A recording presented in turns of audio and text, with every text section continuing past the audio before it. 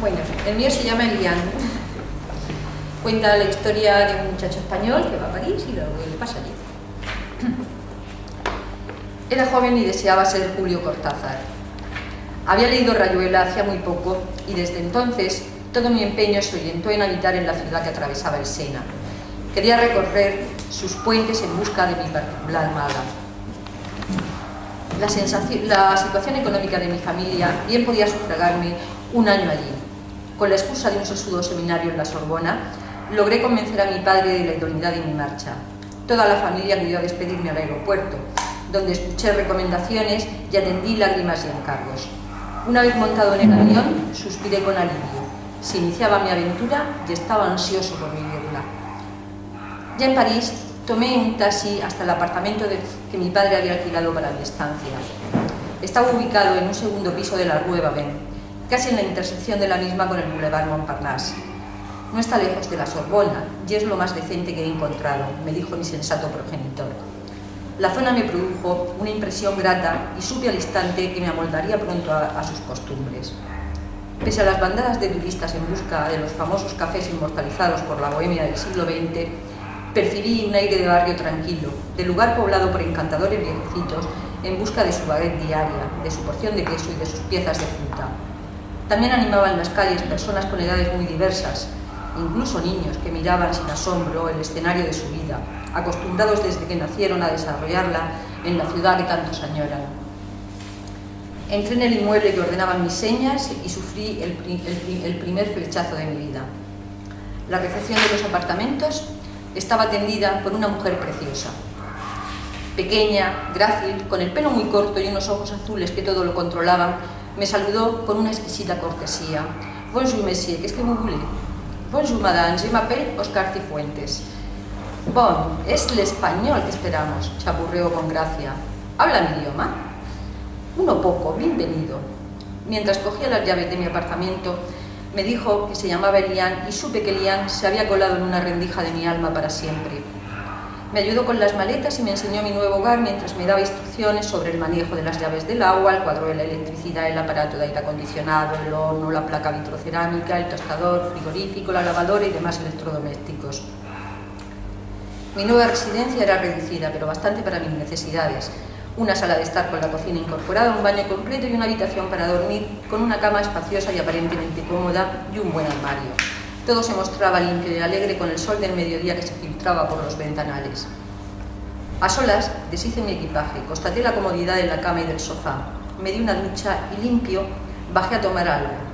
Elian se despedía de su sustituto en la recepción. Salimos al tiempo a la calle entre expresiones corteses y cuando ya se iba, me atreví a proponerle que comiera conmigo. No esperaba que aceptara, pero para mi propio asombro lo hizo contenta. Vivía sola en París desde hacía 2 años. Llegó desde Nimes a estudiar. Sus padres carecían de recursos y ella enseguida halló el trabajo que le permitiría mantenerse sin ser una carga para ellos.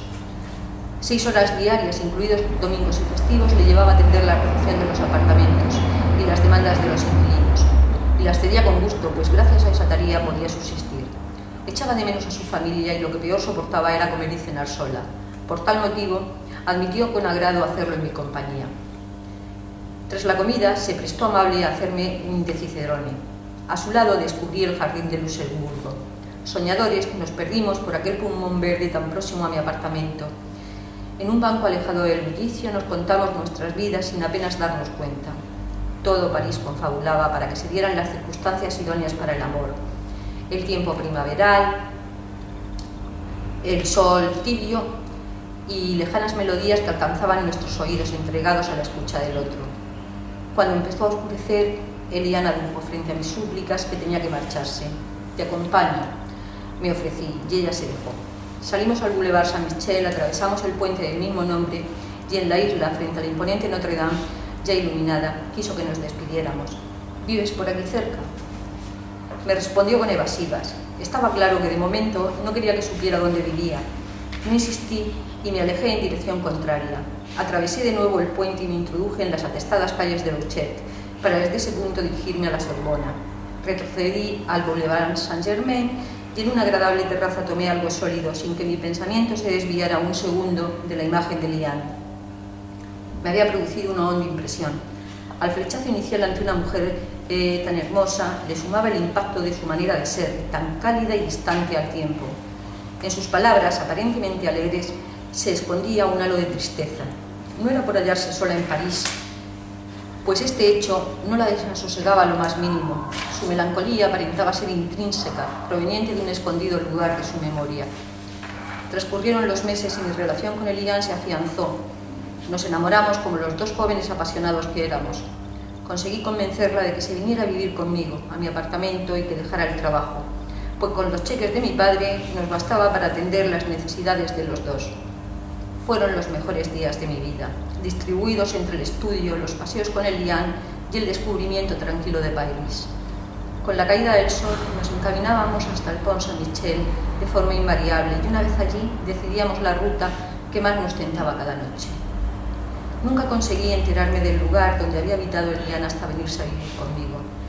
Aquel dato me intranquilizaba, aunque si he de ser sincero, mayor inquietud me producían las palabras cotidianas de Eliane cuando llegábamos al puente.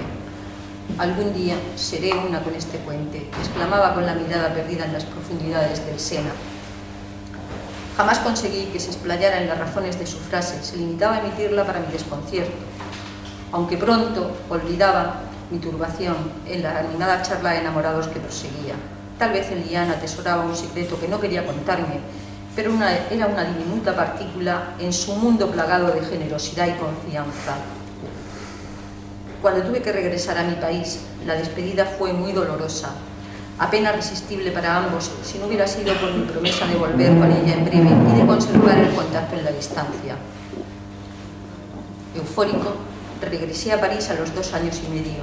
Hacía 6 meses que no tenía noticias de Eliane, pero sabía dónde obtenerlas. En el edificio de apartamentos de la Rue Babin me informaron del terrible final de Eliane.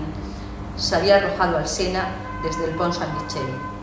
Ante mi desconsuelo, el encargado de la recepción se limitó a expresar con evidencia incontestable: ¿acaso no sabe usted que el novio de Eliane se suicidó en ese mismo puente? Tiene un final abrupto.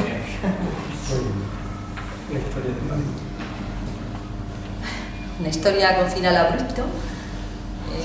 Puede admitir varias lecturas y eso ya es lo bueno que tienen los relatos, al gusto de cada cual. No sé si alguien...